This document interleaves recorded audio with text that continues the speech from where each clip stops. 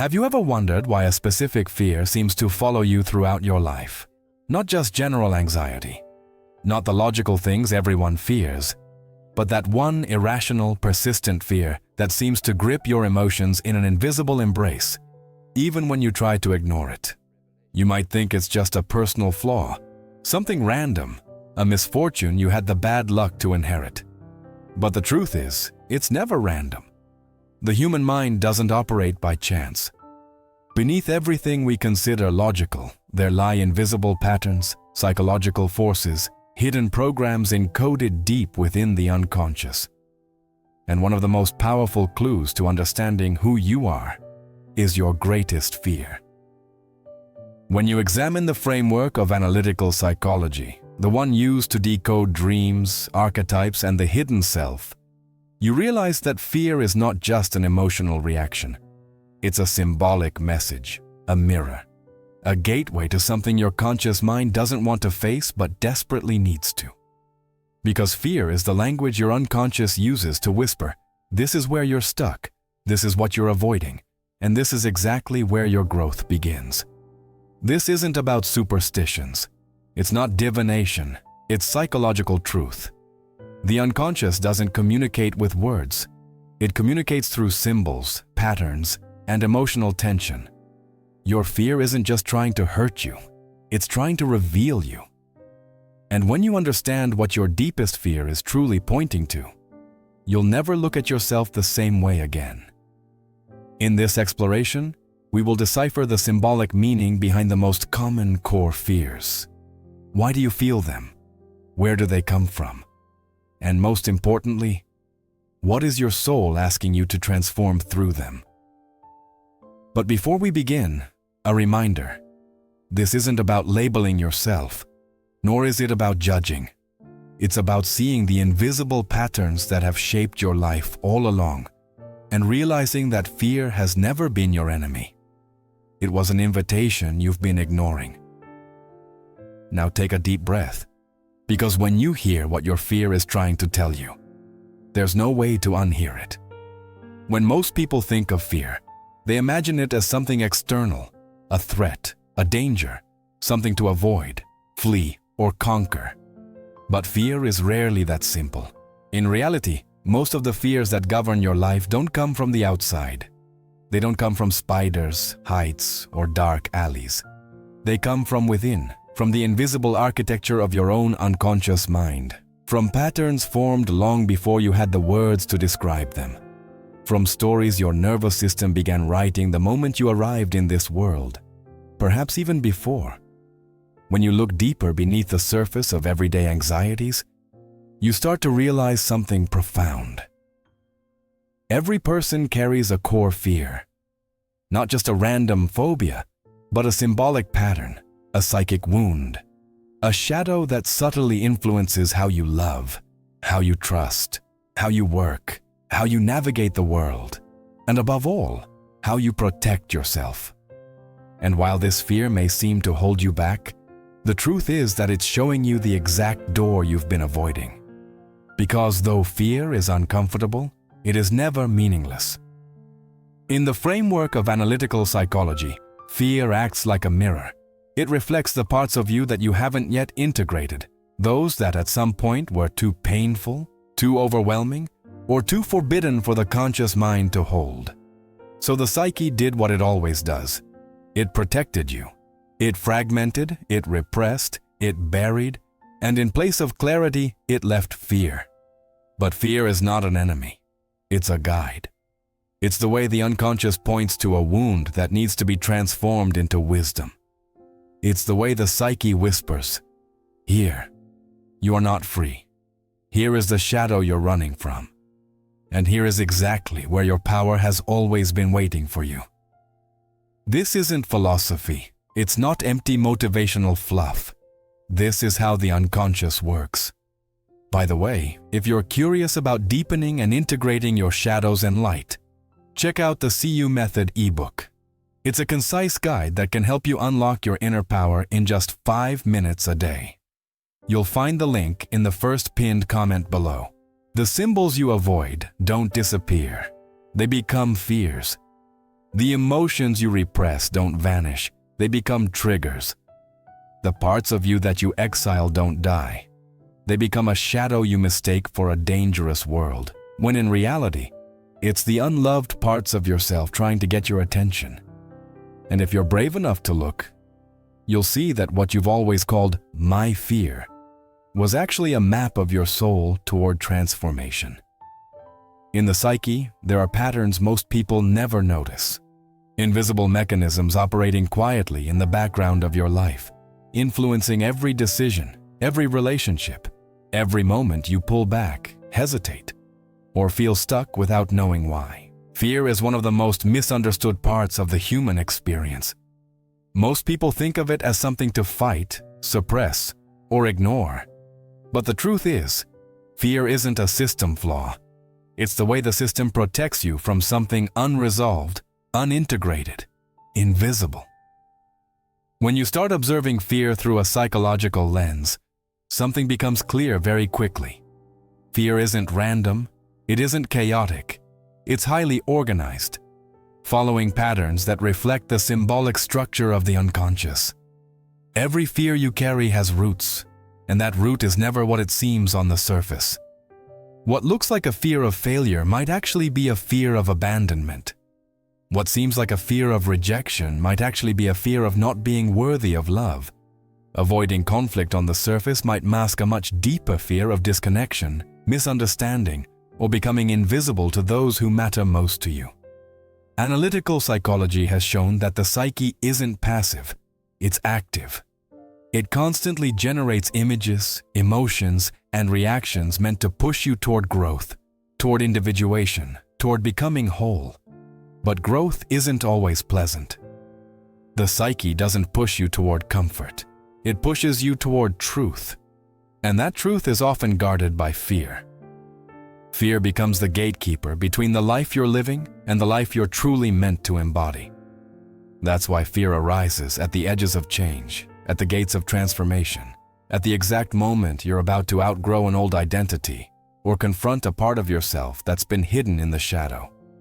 You can run from it, you can numb it, you can pretend it's not there, but it won't go away because the psyche is patient. It will wait. It will wait as long as it takes until you turn around, face the fear, and finally ask, "What are you really trying to tell me?" And when you ask that question, when you truly ask it without judgment, something shifts. Fear transforms from an enemy into a mirror, a message, an ally that's been waiting for you to stop fighting it and start listening. This discomfort was never meant to punish you. It was meant to point you directly to the wound, the exact pattern, the unconscious material that's ready to be brought to awareness. This is the hidden architecture of fear. It's not random, it's not meaningless. It's the way the psyche communicates, and the reason you feel so uncomfortable is that it's touching the part of you that's unfinished, the part that still believes an old story about who you are, what you can have, feel, or become. But here's a truth most people never realize. The moment you stop seeing fear as something to eliminate and start seeing it as something to decipher, you begin a process that changes everything. You step out of survival mode. You stop organizing your life around avoidance. And for the first time, you start moving toward freedom. Not just the absence of fear, but the presence of clarity, wholeness, and trust in yourself. It's not about forcing yourself to be fearless. That's just another form of resistance. It's about understanding the map your fear has been drawing all along. And when you learn to read it, you realize something profound. What you've been running from isn't a threat. It's a signal, a symbol, a gateway back to yourself. For some, the greatest fear isn't failure, danger, or even death. It's rejection. The silent terror that whispers, "If they saw who I really am, they would leave." It's not just a superficial discomfort with criticism or judgment. It's a deep existential wound that strikes at the very core of belonging. It stems from a primal truth. For social beings, being cast out, excluded, or abandoned once meant death. And while the modern world no longer works that way, the nervous system hasn't evolved past it. Those who carry this fear often live their lives performing. They smile when they don't feel like it. They agree when they want to disagree. They become what others expect, all while quietly abandoning parts of themselves in the process. It's an exhausting cycle, one where the need for acceptance outweighs the need to be authentic. But here's the painful paradox. The more they try to be what others want, the more disconnected they feel. Because acceptance gained at the cost of authenticity is never true acceptance. It's a mask, a performance, a fragile contract based on conditions that can't be sustained forever. In the framework of depth psychology, the fear of rejection points directly to an unconscious narrative that love is conditional, that being fully yourself is dangerous, that showing the messy, complicated, raw truth of who you are would lead to losing everything. But the truth is the exact opposite. The parts of you that you're most afraid to reveal are the ones that most long to be seen, not by everyone, but by the right people. Those whose acceptance doesn't hinge on your perfection, but on your presence, your truth, the entirety of who you are. The real work here isn't to eliminate the fear of rejection, but to transform it. It's about seeing it as the psyche's way of asking, when did you first learn that being yourself was dangerous? And are you ready to stop abandoning yourself just to be chosen? Because the greatest rejection doesn't come from others. It comes from within. Every time you betray your own truth in the hope that someone will love a version of you that isn't even real. When this fear is faced, not with aggression but with curiosity, it becomes a portal, a gateway back to self-acceptance. And the paradox is profound. The moment you stop needing everyone to choose you is the moment the right people start showing up. Not because you've finally become perfect, but because you've finally become real. The fear of failure. There's a kind of fear that doesn't just whisper. It paralyzes. The fear of failure. The silent conviction that says, if I try and fail, everything will collapse. I'll lose respect, lose love, lose myself. On the surface, it looks like procrastination, perfectionism, or hesitation. But underneath, it's never about the failure itself. It's about what failure symbolizes to the unconscious. Shame, worthlessness, the risk of confirming the deepest fear of all, that maybe I was never good enough to begin with. Those who carry this fear often become masters of avoidance. Not because they're lazy, not because they lack ambition, but because their nervous system has learned to associate failure with humiliation, pain, even emotional annihilation. Somewhere deep inside, there's a belief that says, if I fail, it won't just be an event, it will define me. That's why so many people stay stuck in preparation, stuck in waiting, stuck in perfecting. Not because they're incapable, but because the unconscious has created a survival pattern that says, it's safer not to try than to try and prove you're not enough. But here's the truth hidden beneath this pattern, a truth most never realize. Failure isn't proof of inadequacy. It's an initiation into mastery. It's a gateway to growth, expansion, and resilience. Every person you've ever admired has failed. Not once, not twice, but countless times. The difference is that they stopped seeing failure as an identity. They started seeing it as information, as refinement, as a natural part of the process of becoming. And yet, understanding this intellectually doesn't always solve the problem, because it's not a logical problem. It's an emotional, symbolic one. The unconscious doesn't operate through logic. It operates through patterns, tensions, and unresolved emotional codes. That's why so many people remain trapped in this cycle for years, even decades, knowing they could do more, live more, express more, but somehow feeling like they can't. And that's exactly where the real transformation begins. The moment you stop fighting your fear of failure, the moment you stop treating it as an enemy and start recognizing it for what it really is, A message from your unconscious asking you to reconnect with the part of yourself you've exiled. No one ever taught us how to do this. No one showed us how to listen to the language of the psyche, how to decode the tension between what we consciously want and what our unconscious has been quietly resisting for years. Start with small steps. Start from within, because the freedom you're searching for has always been there waiting for you. And here's the paradox. The moment you stop organizing your life around avoiding failure is the moment your life actually begins. Not because you've eliminated fear, but because you finally stopped letting it decide who you can become. The fear of abandonment. There's a kind of fear that doesn't scream. It doesn't always show up as panic or loud resistance.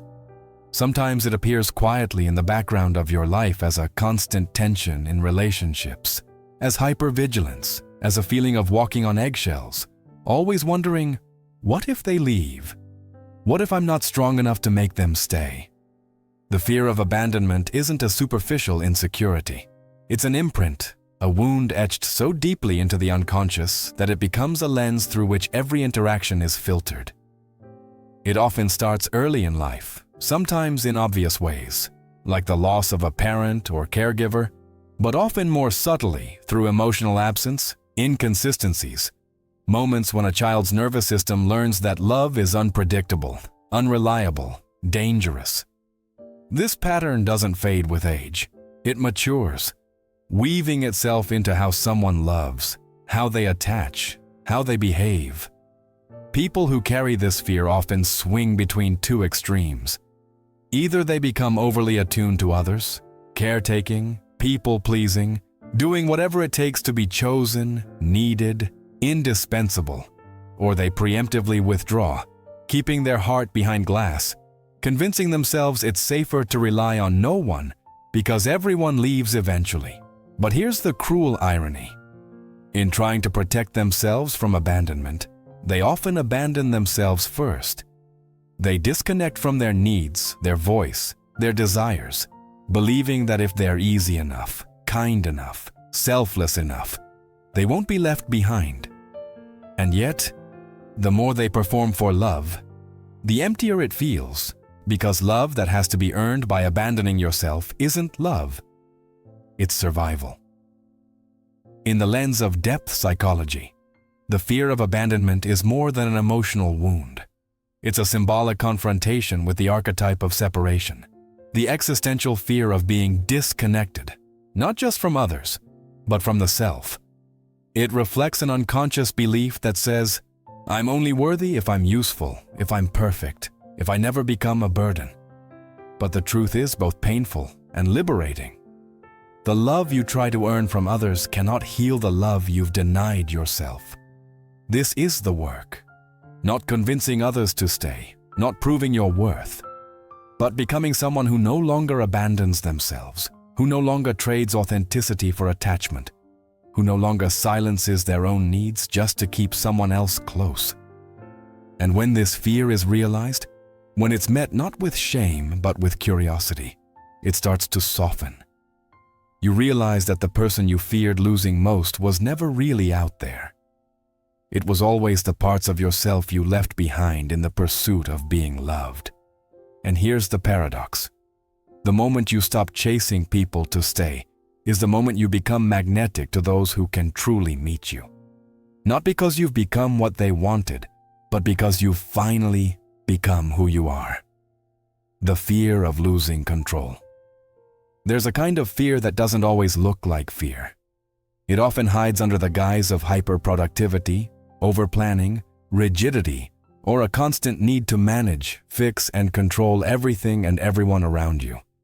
On the surface, it looks like discipline, like responsibility, even like success. But beneath it lies something much heavier, a deep, unrelenting terror that says, if I let go, everything will fall apart. It's not just a fear of chaos, it's a fear of vulnerability, a fear of surrender, a fear of the unknown. Somewhere deep inside, the unconscious holds the conviction that letting go of control equals emotional, psychic, even physical danger. To relax, to trust, to allow, is to risk everything. Those who carry this fear live in constant tension, a silent, invisible pressure that never fully relents. They often micromanage themselves, their emotions, their image, their relationships, their future, because the psyche has convinced itself that control is the only way to be safe. But here's the truth hidden beneath this pattern, a truth most never see. Control is an illusion. It always has been. Life is movement, uncertainty, fluidity, and the more you try to force it into fixed shapes, the more brittle everything becomes, including you. In the lens of depth psychology, the fear of losing control is the psyche's reaction to chaos. Not external chaos, but internal fragmentation. Somewhere along the way, a part of you learned that emotions are overwhelming, unpredictable, even dangerous. So, the unconscious adapted. It built walls, it built rules, it built systems of perfectionism, overthinking, and rigid expectations. Not to thrive, but to survive. But survival is not living. Survival is existing in a state of contraction, where every step feels heavy, where peace is conditional, where rest feels like a risk. The work here isn't to abandon structure. It's to let go of the belief that control creates safety. It never did. The nervous system was never designed to live in constant vigilance, and the psyche was never designed to thrive under the weight of perfection. When this fear is finally realized, something profound starts to happen. You realize that what you were most afraid to let go of is the very thing that's been suffocating you. And real power doesn't come from controlling life. It comes from meeting life fully, honestly, without resistance. Surrender doesn't mean passivity. It doesn't mean giving up. It means freeing yourself from the fantasy that you can control outcomes, people, or the future, and returning to what you can control: your presence, your choices, your responses, and your relationship with yourself. And here's the paradox. The moment you stop trying to control life is the moment life starts to flow. Not because it becomes perfect, but because you stop mistaking safety for certainty and start discovering that real security has always been within you. The fear of loneliness. There's a fear that doesn't always scream. It whispers, a subtle but constant echo in the background of the mind saying, "What if I end up alone?" It's not just a superficial discomfort with being alone. It's a deep existential fear rooted in something far bigger than mere absence of company. It's the fear that without connection, without someone to witness your life, your existence somehow loses meaning. This fear often starts so early that most people don't even realize how much it shapes their choices. It's woven into how they love, how they stay in relationships that no longer serve them, how they compromise their boundaries, or how they chase acceptance from people incapable of offering true presence. To the unconscious, being alone isn't just uncomfortable. It symbolizes abandonment, insignificance, even emotional annihilation. It whispers that if no one is there, maybe you don't matter at all. But here's the brutal paradox. In their desperate attempt to avoid loneliness, people often abandon themselves. They stay where they don't belong, silence their needs, become what they're not, just to keep someone, anyone, close. And yet, even surrounded by people, that feeling of emptiness persists. Because real loneliness isn't the absence of others. It's the absence of yourself in your own life. In the lens of depth psychology, the fear of loneliness isn't just about social isolation. It reflects a deeper disconnection, a separation from the self, from the inner world, from the ability to sit with your own emotions, to witness your own thoughts without judgment, to experience your own presence as enough. The unconscious projects this unresolved tension outward, convincing the conscious mind that safety comes from constant interaction, external validation, closeness with others. But the truth is, no amount of external companionship can fill the void left by abandoning yourself. And this is where the transformation lies, the antidote to the fear of loneliness. It's not other people. It's becoming someone you no longer want to run from. It's learning to turn inward without collapsing, to sit in silence without suffocating, to meet your own eyes in the mirror without looking away. When this fear is brought into awareness, something starts to shift. You realize the loneliness you were running from wasn't an external enemy. It was a space within you, waiting patiently, quietly, for you to come home. And this paradox is beautiful. The moment you feel at ease in your own presence is the moment you stop settling for half-hearted love, crumbs of attention, relationships that require you to shrink. Because suddenly, loneliness stops being terrifying. It becomes sacred, peaceful, powerful. And from there, real connection begins. Not because you need someone to complete you, but because you finally meet others as someone who is already whole. You've spent your whole life believing fear is something to avoid, to fight, to silence. But what if it was never an enemy? What if what you've been running from was actually the door you were meant to walk through all along? The patterns, the resistance, the tension that's lived quietly in your mind for years? None of it was random.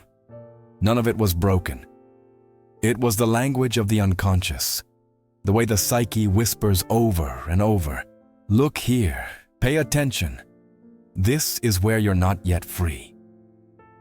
Every fear carries a mirror, not of the world, not of danger, but of yourself, of the parts you've exiled, the emotions you've repressed, the truths you've learned to avoid because they felt too heavy, too overwhelming, or too painful to hold.